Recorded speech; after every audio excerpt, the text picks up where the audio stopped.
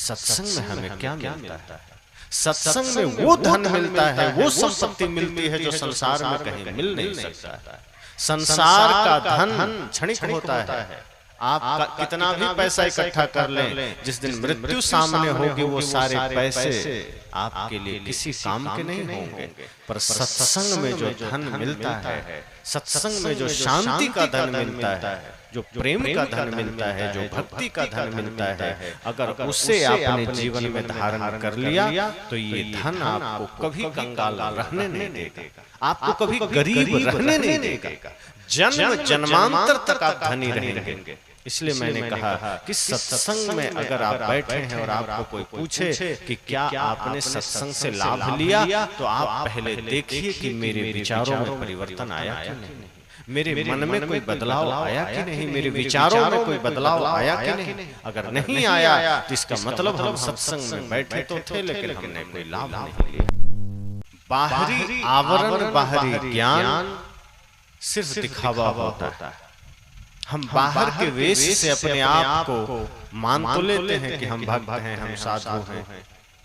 अब कोई तिलक लगा लिया तो अपने को पुजारी मान लिया, कोई ऐसा सफेद कपड़ा पहन लिया तो हम अपने आप को साधु मान लिए, कोई कुछ लंबे समय से वेश पहन लिया तो समझ लिया कि हम बड़े साधु हो गए। लेकिन हमारा विचार कितना पवित्र हुआ है ये तय करेगा कि हम साधु हैं कि नहीं। हमारा मन कितना निर्मल है ये तय करेगा कि हम साधु हैं कि नहीं। अगर कोई आपके वेश में रह करके निर्मल मन वाला व्यक्ति है तो समझना कि वो साधु है। और अगर श्वेत वस्त्र धारण करके हमारे मन में कपट है, ईर्ष्या है, द्वेष है, तो हम साधु नहीं। साधु होने का प्रमाण कपड़ा नहीं, साधु होने की पहचान हमारे वस्त्र या टीके या माला नहीं है। साधु होने का प्रमाण हमारा आचरण है। इसलिए साहब ने कहा है, वेश देख मत भूलिए, बूझ लीजिए ज्ञान, अब बिना कसौटी होत नहीं कंचन की पहचान। वे तो कहते हैं अगर वेश बाहर से है तो वेश देखकर भूलना नहीं, ज्ञान बूझना, ज्ञान समझना कि जिस व्यक्ति के ऊपर वेश है क्या उसके भीतर ज्ञान है कि नहीं। और ज्ञान शब्द का बड़ा गहरा अर्थ होता है। ये मत समझ लीजिए कि शास्त्रों को जो पढ़ लिया वो ज्ञानी हो गया। शास्त्र को पढ़ने वाले को ज्ञानी नहीं कहा जाता, उसको जानकार कह सकते हैं, विद्वान कह सकते हैं। पर ज्ञानी का अर्थ यहाँ संतों ने कहा है, ज्ञानी वही है जिसने अपने को जान लिया है, जिसने मैं कौन हूं ये जान लिया, वो ज्ञानी है। तो जो ज्ञानी है, जिसने मैं को जाना, जिसने संसार और शरीर की नश्वरता को जाना, जो यह भी जाना कि मेरा और जगत का संबंध क्या है, कितना दिन का है, समझ जाना वो ज्ञानी है। तो ज्ञानी होना, आचरण संपन्न होना, ये पहचान है साधुता का। विचारिक वैचारिक रूप से निर्मल होना ये पहचान है साधुता का। इसलिए यह सोचना कि हम बाहर से कुछ कर लें तो हम भक्त हो गए, सत्संगी हो गए, साधु हो गए। संतों ने कहा नहीं, आपका भीतर परिवर्तन होना चाहिए। आप क्या दे रहे हैं समाज को, आपका जीवन कैसा है, आपका जीने का ढंग कैसा है, आपका मन कैसा है, ये महत्वपूर्ण है। आपका जीने का तरीका कैसा है ये महत्वपूर्ण है। तो मैंने कहा कि अगर कोई कहे कि आपने सत्संग से लाभ लिया तो सबसे पहले आंखें बंद करिए और सोचिए कि मेरे जीवन में कोई बदलाव आया क्या। हम इतनी देर बैठे थे, इतनी देर से सत्संग सुन रहे थे, हमारे जीवन में कोई सुधार आया? सफाई सिर्फ बाहर ही नहीं हो, भीतर भी हो। साहब कहते हैं कि बाहर आप झाड़ू लगाते हैं तो आंगन साफ हो जाएगा, आपका घर साफ हो जाएगा, आपका घर के आगे की सड़क साफ हो जाएगी। लेकिन जब आप अंदर झाड़ू लगाते हैं तो आपका मन साफ होता है, हृदय साफ होता है। अंदर अगर ज्ञान का झाड़ू, अब अंदर नारियल का झाड़ू तो लगेगा नहीं। अब कोई सोचे कि अंदर नारियल झाड़ू डाल के लगाते तो ये तो ना समझी हो।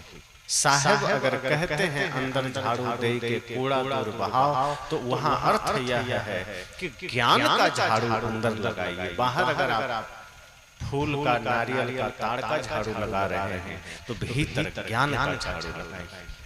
और जब भीतर ज्ञान का झाड़ू लगेगा तो मन निर्मल होगा, हमारा हृदय निर्मल होगा, हमारा हृदय पावन होगा। इसलिए सत्संग हमें वो ज्ञान का झाड़ू देता है जिससे हम अपने भीतर की सफाई कर सकें, भीतर के कचरे को निकाल सकें। पर समस्या ये होती है ना कि लंबे समय तक हमें अपनी कमियां दिखती ही नहीं, हमें ये पता ही नहीं चलता कि हाँ हम में कुछ बुराइयां भी हैं, कि हमें कोई त्रुटियां भी हैं। और आदमी और ज्यादा अपनी त्रुटियों की ही रक्षा करने में लग जाता है। आदमी सोचता है नहीं हम गलत कैसे हो सकते हैं, हम तो सही। पहली अज्ञानता ही यही है कि हम स्वयं को सही मान रहे हैं। अगर जीवन में आगे बढ़ना है तो यह भाव रखना चाहिए कि हो सकता है मेरा मन गलत हो सकता है मैं भी गलत हो सकता हूँ, कोई सामने वाला ही गलत थोड़े हो। हम सदा यह सोचते हैं कि नहीं सामने वाला ही गलत होगा। बड़ा भाई सोच रहा है छोटा भाई गलत, छोटा सोच रहा है बड़ा भाई गलत, पुत्र सोचता है पिताजी गलत है, पिताजी सोचते हैं बेटा गलत, बहू सोचती है सास माँ गलत है, सास माँ सोचती है बहू गलत है, गुरु सोच रहा है शिष्य गलत है, शिष्य सोच रहा है गुरु गलत है। कोई ये सोच ही नहीं रहा है कि हो सकता है मैं ही गलत। दोष पराये देख के चले हंसत हंसत, अपनी याद न आवई जिसका आदि न अंत। साहब ने कहा हम दूसरों का दोष देखते चले जाते हैं, अपना नहीं देखते। अगर हम अपना देख लें तो शायद सुधार हो जाए। दूसरे का देखने से न सुधार होता है न अपना कोई लाभ होता है। दूसरा सुधरता नहीं, अपना मन अहंकार से भरा रहता है। तो हम अपने भीतर की गंदगी को इसलिए भी दूर नहीं कर पाते क्योंकि हम मानते ही नहीं कि गंदगी। जैसे आपको ये लगेगा कि यहाँ कचरा है तभी तो आप झाड़ू लगाएंगे, आपको ये लगे ही नहीं कि यहाँ कचरा है तो आप झाड़ू क्यों लगाएंगे। अगर हमें अपने भीतर की बुराई दिख जाए, हमें अपने भीतर की गंदगी दिख जाए, तभी तो हम ज्ञान का प्रयोग करेंगे, तभी तो हम उसे साफ करने की कोशिश करेंगे। लेकिन हमें दिखता ही नहीं, हम तो बेहोशी में चले जा रहे हैं। सत्संग चल रहा है, परिवर्तन नहीं आ रहा। कई लोग सोचते हैं संतों का तो काम है कहने का, कहने दो, हमें तो अपना काम करना है। आज के समय में कौन इतना धर्मात्मा बनता है? कलयुग है, जो जैसा करे उसके साथ वैसा बन के रहो। कोई गाली दे तो गाली दो, कोई झगड़ा करे तो झगड़ा करो, कोई लाठी मारे तो लाठी मारो, कोई अपशब्द कहे तो अपशब्द कहो, नशा करो, दुर्व्यसन करो, मांस मछली खाओ, ये साधुओं का तो काम है कहते रहना। अगर हमने मन में ये बना लिया तो जीवन में कभी कोई बदलाव नहीं आएगा। संत कहते हैं कलयुग नहीं है, कलयुग हमारे मन में है। अगर हम गलत सोचते हैं तो हमारे लिए कलयुग है, हम सही सोचते हैं सतयुग है। हम प्रेम में जीते हैं, हम स्वर्ग में जीते हैं, हम क्रोध में जीते हैं, हम नरक में जीते हैं। सब कुछ ही है, कुछ बाहर नहीं। अगर हम मन को निर्मल कर लेते हैं हमारे लिए सतयुग हो जाता है। हम किसी के लिए शुभ भावना कर लेते हैं हमारे लिए सतयुग हो जाता है। हम किसी भूखे को भोजन दे देते हैं हमारे लिए सतयुग हो जाता है। हम किसी प्यासे को पानी दे देते हैं हमारे लिए सतयुग हो जाता है। हम किसी भूखे को भोजन, प्यासे को पानी और किसी दरिद्र का सहायक बन जाते हैं, किसी असहाय का सहारा बन जाते हैं, किसी निर्बल का सहारा बन जाते हैं, हमारे लिए सतयुग हो जाता है। और जब हम किसी के हाथ से उसका निवाला छीन लेते हैं, किसी को हम कष्ट दे देते हैं, किसी का दिल दुखा देते हैं, हमारे लिए कलयुग हो जाता है, अंधेरा हो जाता है। जहाँ अज्ञानता है, जहाँ अविद्या है, जहाँ अहंकार है, जहाँ घृणा है, जहाँ हिंसा है, जहाँ कपट है, वही कलयुग है। और जहाँ प्रेम है, जहाँ भक्ति है, जहाँ सत्य है, वही सतयुग है। तो आज अगर हम भक्ति में जिए तो हमारे लिए आज सतयुग है, आज अगर हम कपट में जिए तो हमारे लिए आज कलयुग है। हम सोचते हैं आज सब जैसा है वैसा ही रहेगा, क्या बदलना। इसलिए आदमी बहुत से लोग ऐसे हैं जो सत्संग सुनते हैं नशा नहीं छोड़ पाते, पुराने से पुराने सत्संगी जो गुरु जी से दीक्षा भी ले चुके हैं, कई बार देखता हूं तो वो बीड़ी पीते हुए पाए जाते हैं और चुपके से पीते हैं। और कई ऐसे लोग हैं जो खैनी खाते हैं छिपा के। और चाय तो साधु लोग भी पीते हैं बहुत से, चाय छूटती नहीं। संतों ने कहा नशा दुर्व्यसन या जो कुछ भी अखाद्य है, हम पहले उससे मुक्ति अपने आप को पाएं, पहले उससे छोड़ें। काम क्रोध लोभ मोह तो थोड़ा सूक्ष्म विकार है, ये तो साधना से छूटेगी। पहले हम नशा दुर्व्यसन ये तो छोड़ दें, पहले हम गलत खान पान तो छोड़ दें, पहले हम गलत बोली तो छोड़ दें। गाली बात बात में आदमी निकालता है, छोटी छोटी बात में आदमी मुख में गाली ले आता है। अब और गाली भी ऐसी ऐसी देता है जिस गाली में किसी से कोई मतलब नहीं है। और आदमी की लापरवाही देखिए, कहीं चल रहा है, रास्ते में कंकड़ में ठोकर लग गया पैर में, वहां गाली दे दिया। कंकड़ को क्या पता, अब उसको गाली दे दिया। कहीं चलते चलते बांस में टकरा गया, बांस को गाली दे दिया। गलती अपनी है, असावधान खुद हुए थे, मन कहीं और था, आंखें कहीं और थी, चल गलती में खुद रहे थे। गाली हम वस्तुओं को दे रहे हैं, ठोकर हम वस्तुओं को दे रहे हैं। और कोई व्यक्ति कुछ बोल गया उसको गाली दे दी, कोई और कुछ गलती कर गया उसको गाली, जानवरों को गाली। संत कहते हैं ये सारे कचरे हैं, इससे मुक्त होना पड़ेगा। ये सोचना पड़ेगा कि ये एक एक विकार हमारे मन को गंदा कर रहा है, ये एक एक विकार हमारे जीवन को गंदा कर रहा है। और ये विकार जब तक रहेंगे हमें मोक्ष नहीं मिल सकता, शांति नहीं मिल सकती, हमारा घर स्वर्ग नहीं बन सकता। बाहर नर्क कहाँ जाएंगे, घर ही नर्क बना हुआ है, जीवन ही नर्क बना हुआ है। जिस घर में प्रेम नहीं है वो घर नर्क ही तो है। जहाँ भाई भाई में प्रेम नहीं है, जहाँ माता पिता गुरु का सम्मान नहीं है वो घर नर्क ही तो है। जहाँ सास बहू में प्रेम नहीं है वो घर नर्क ही तो है। अगर घर को स्वर्ग बनाना है, बल्कि घर को ही मंदिर बनाना है, तो प्रेम जीवन में धारण करना पड़ेगा, सत्य धारण करना पड़ेगा, भक्ति में उतरना पड़ेगा। और भक्ति जब जीवन में उतरेगी, सत्य जीवन में उतरेगा, प्रेम जीवन में उतरेगा, तो आपका घर ही मंदिर बन जाएगा। फिर आप बाहर के मंदिर में जाएं ना जाएं कोई फर्क नहीं पड़ेगा। अभी तो मंदिरों में जाते हैं, कहाँ फर्क पड़ा। मंदिर जाते हैं, खूब पूजा करते हैं, लेकिन जीवन में कोई परिवर्तन नहीं आया, क्योंकि मन नहीं बदला, मन कचरा में है। अब देखिए पहले के राक्षस लोग भी तपस्याएं करते थे। अब तपस्या तो राक्षस भी करते थे, शिव जी का और ब्रह्मा जी का, लेकिन क्या उसका मन साफ था? जगत कल्याण के लिए तपस्या करता था, मारने के लिए, संसार पर कब्जा करने के लिए, दूसरों का धन छीनने के लिए, दूसरे की शक्ति छीनने के लिए, दूसरे को परेशान करने के लिए। अगर कोई भगवान की भी तपस्या कर रहा है गलत मनसा से, वो सही कैसे हो जाएगा? तो तपस्या तो राक्षस भी करते थे, मंदिर में जा जाके वो भी बैठते थे, लेकिन मन में स्वार्थ था क्या कि हमें शक्ति पाना है, स्वर्ग पाना है और संसार का राजा बनना है, आधिपत्य हासिल करना। तो जब मन में कपट है, मन में छल है, मन में स्वार्थ है, तो राक्षस भी तपस्या किया लेकिन मारा गया। आज हम भी स्वार्थ रख करके, कपट रख करके अगर सत्संग कर रहे हैं, पूजा कर रहे हैं, मंदिर जा रहे हैं, इसका मतलब वो राक्षस और हम में क्या अंतर है? अगर मंदिर जाने से मन निर्मल नहीं हो पाया, सत्संग में जाने से हमारा मन पवित्र नहीं हो पाया, तो फिर हम उन राक्षसों में और हम में कोई फर्क नहीं है।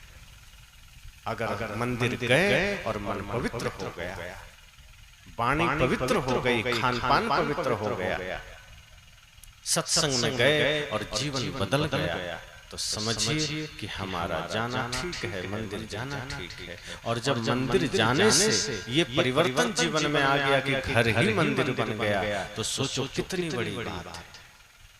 साहब तो कहते हैं घर ही में मंदिर बनाएंगे, बाहर तीर्थ हम क्या करने जाएंगे? घर को ही मंदिर अगर हमने बना लिया तो बाहर के तीर्थ किस काम के। साहब तो कहते हैं कि जहाँ जहाँ डोलो सो परिक्रमा, जो कुछ करो सो पूजा। वे तो कहते हैं कि निर्मल मन बना लो, पवित्र मन बना लो, फिर आपका एक एक उठा हुआ कदम भी तीर्थ ही है, फिर आपका घर भी मंदिर है, तीर्थ है। आप यहाँ से खेत जाएंगे वो भी तीर्थ का ही दर्शन है। पवित्र मन से आप किसी भूखे को भोजन दे दिए, निर्मल मन से बिना स्वार्थ के, तो समझ जाना आपने किसी भगवान को ही भोजन दिया है। और यदि कपट है मन में, छल है मन में, और आप मंदिर में जाकर भोजन दे आए, तो भी समझना कि आपने पूजा नहीं किया। अगर निर्मल मन से आपने कुछ किया तो आपका हर कर्म पूजा होगा। और निर्मल मन अगर है तो कभी गलत कर्म आप कर नहीं सकते। हमारा सारा गलत काम कपट वाला मन से होता है, गंदा मन से होता है। परिवार में जो झगड़े, समाज में जो झगड़े हो रहे हैं, नशा है, दुर्व्यसन है, हिंसा है, अत्याचार है, व्यभिचार है, ये सब गंदा मन से हो रहा है। जिस दिन मन निर्मल हो गया उस दिन ये कुछ भी नहीं होगा। मन गंदा है इसलिए हम गंदगी फैलाते हैं, मन में कपट है इसलिए हम गलतियां करते चले जाते हैं। और मन निर्मल हो जाए तो हम कभी कोई गलती कर ही नहीं सकते। फिर तो सब हमारे लिए मंदिर ही मंदिर है। और जब सब कुछ हमारे लिए एक जैसा हो जाएगा तो गलती क्यों करें। इसलिए मैंने कहा ये सत्संग हमारे आपके लिए महत्वपूर्ण है। यहाँ बैठना मतलब ये समझिए कि हमें अपने जीवन को देखने का अवसर मिला है।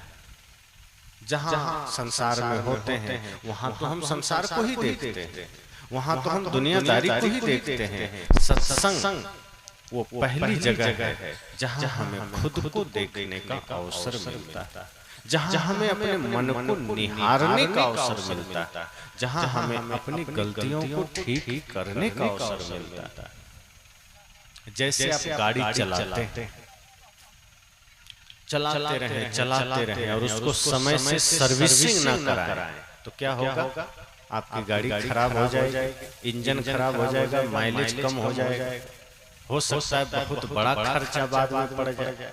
इसलिए कंपनी वाले कहते हैं कि अगर आपके पास 4 व्हीलर है तो कम से कम 10,000 पर आप सर्विसिंग करा लें, समय पर आप सर्विसिंग करा लें, मोबिल चेंज कर दें, पानी चेक करते रहें, सब कुछ चेक करते रहें। अगर आपने कहा नहीं हम नहीं कराएंगे, हमारी गाड़ी हमारा मन, तुम्हारे कहने से कराएंगे, आपने कह दिया ऐसा और नहीं कराए तो क्या होगा। जहाँ 5,000 खर्चा होने को है आपको आगे 50,000 खर्च हो सकता है। क्योंकि गाड़ी के इंजन अगर समय समय पर आपने उसको सही से ऑयल चेंज नहीं किया, पानी चेंज नहीं किया, सफाई नहीं किया, तो होगा क्या कि वो इंजन धीरे धीरे खराब हो जाएगा। और वो जब एक बार बढ़िया से खराब हो गया तो आपकी गाड़ी खराब। तो आप इतना ध्यान रखते हैं ना कि नहीं समय पर हमको सर्विसिंग कराना, क्योंकि हमें गाड़ी पर चलना है, यात्रा करनी है। कितना दुर्गम से दुर्गम सड़क में आपकी गाड़ी आपका सहायक बनती है। जहां आप पैदल नहीं जा सकते, लंबा सफर है, कष्ट है जाने में, गाड़ी में बैठते हैं, कहाँ निकल जाते हैं, तो उतना समय पर आप सर्विसिंग कराते हैं। इसी तरह से ये सत्संग आपके लिए सर्विस सेंटर है। यहाँ आप अपने मन का सर्विस कराते हैं, यहाँ आकर के आप अपने विचारों की सर्विसिंग करवाते हैं कि आप देखते हैं, आप अपने मन के एक एक पार्ट खोलते हैं यहाँ कि हमें कहाँ खराबी आ गई,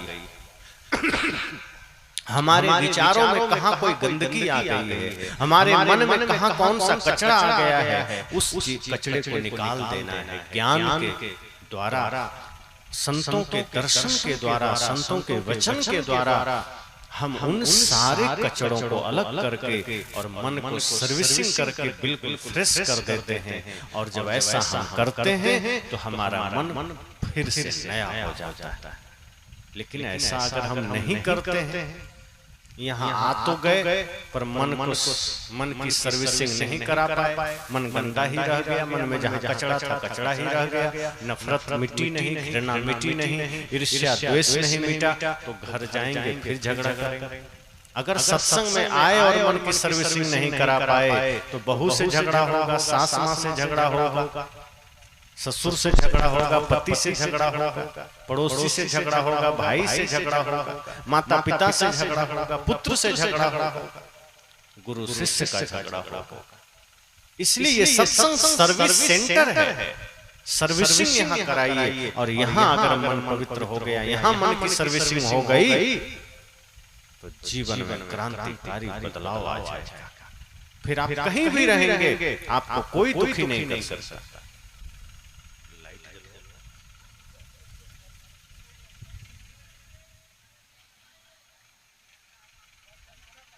इसलिए मैंने कहा ये सत्संग सर्विस सेंटर है। यहाँ आप आइए तो इस भाव से आइए कि हमें बदलना है, हमें देखना है। ये 2 घंटे 4 घंटे जो समय हम अपना यहाँ दे रहे हैं, वो समय हम किसी को दे नहीं रहे हैं, बल्कि हम अपने लिए निकाल कर बैठे हैं। हम अपने मन को दुरुस्त करके आए हैं, हम अपने मन को निर्मल करने आए हैं।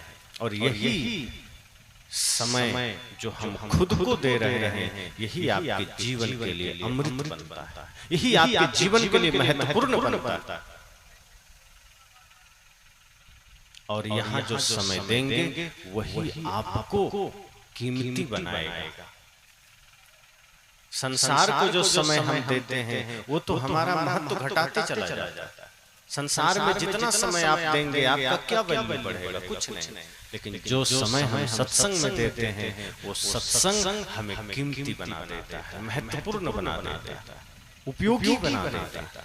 जैसे मिट्टी पड़ी है जहां तहां, लेकिन इसी मिट्टी को कुम्हार के पास जाना हो जाता है। कुम्हार के हाथ लग गई मिट्टी, वो इसी मिट्टी का घड़ा बना दिया। जो मिट्टी जहां तहां पड़ी थी उसे कुम्हार ने घड़ा बना दिया, और इस गर्मी में उसी घड़ा से लोग पानी पीते हैं। कितना उपयोगी हो गया। कुम्हार ने उसे महत्वपूर्ण बना दिया, और कुम्हार का मन बदला, और फिर उसने उसी मिट्टी से मूर्ति बना दिया। अब वो मिट्टी की महत्ता और कितनी बढ़ गई। अब लोग वहां पूजा करने लगे। जब तक नीचे पड़ी थी पैर डाल रहे थे, उस पर चल रहे थे, रौंद रहे थे, लेकिन जैसे ही कुम्हार ने अपने मन में विचार लाया और उस मिट्टी का मूर्ति बना दिया, मूर्ति बन गई। अब लोग उसे पूजने लगे। लेकिन उसी कुम्हार का मन थोड़ा बिगड़ गया, और उसी मिट्टी से उसने चीलम बना दिया। घड़ा बनाया, मूर्ति बनाया, और मन थोड़ा बिगड़ा, चिलम बना दिया। अब वही मिट्टी जो घड़ा के रूप में दूसरे का प्यास बुझा रही थी, अब चिलम बन करके दिल जला रही है, फेफड़े में धुआं भर रही है। मिट्टी वही है, किसी अच्छे व्यक्ति के हाथ में गई, किसी सुलझे हुए मन के हाथ में गई, तो वो मिट्टी घड़ा बन गई, वो मिट्टी मूर्ति बन गई। और वही मिट्टी किसी कचड़े वाले दिमाग के हाथ में चली गई, किसी कपट वाले व्यक्ति के हाथ में चली गई, तो उसी का उसने चिलम बना दिया। इसी तरह से जब हमारा जीवन किसी सच्चे संत के निगरानी में चला जाता है तो वो हमें पूज्य बना देते हैं, कीमती बना देते हैं। और जब हमारा जीवन संसारियों के हाथ में रहता है, दुनियादारी के पास रहता है, छल कपट में रहता है, तो हमारी कोई कीमत नहीं होती। पत्थर को ही देखिए, जो पत्थर जहां तहां पड़ा है ठोकर खाता है, न जाने कितने कचड़े में होता, लेकिन वही पत्थर को कोई मूर्तिकार छेनी हथौड़ी मार मार के मूर्ति बना देता है, वो पूजने के काम आता है, मंदिर की शोभा बन जाती है, भगवान बन जाता है। लेकिन वो पत्थर छेनी हथौड़ी से डरता नहीं है। अगर वो डर जाए कि मुझ पर हथौड़ी क्यों चला रहे हो, तो पत्थर कभी भगवान नहीं बन सकता। इसी तरह से जब हम सच्चे सद्गुरु, सच्चे संत के पास अपने जीवन को समर्पित कर देते हैं, तो गुरु भी हम पर ज्ञान का हथौड़ा चलाते हैं, ज्ञान की छेनी चलाते हैं। ज्ञान वैराग्य और अपने तप से हमारे जीवन को वो भी धीरे धीरे चोट करते करते मूर्ति बना देते हैं, भगवान बना देते हैं। इसलिए तो कहा है पारस में अरु संत में बड़ो अंतरो जान, वो लोहा कंचन करे गुरु कर ले आप समान। साहब ने कहा कि अगर संत को जानना है तो ऐसे जानना कि जैसे आपने पत्थर, पारस पत्थर का नाम सुना होगा। लोग कहते हैं कि पारस पत्थर की बड़ी महत्ता है, उसका बड़ा गुण है। क्या है? पारस पत्थर अगर लोहे में छुआ दिया जाए तो लोहा सोना बन जाता है। अगर पारस का स्पर्श लोहे को हो गया तो लोहा सोना बन जाता है। साहब कहते हैं लेकिन गुरु और पारस में थोड़ा अंतर है। पारस लोहा को सोना बना देता है, लोहा को पारस तो नहीं बना पाता ना। लेकिन गुरु की वो शक्ति है, गुरु का वो सामर्थ्य है कि गुरु अपने शिष्य को शिष्य नहीं बल्कि गुरु ही बना लेता है, उसको अपने जैसा बना लेता है। तो जब हमारा जीवन सच्चे गुरु के पास चला जाए तो गुरु अनुशासन में हमें रहना भी सिखाते हैं और अपने ज्ञान के हथौड़ी से हमें मूर्ति से भी ज्यादा कीमती बना देते। फिर हम समाज में पूजनीय हो जाते हैं।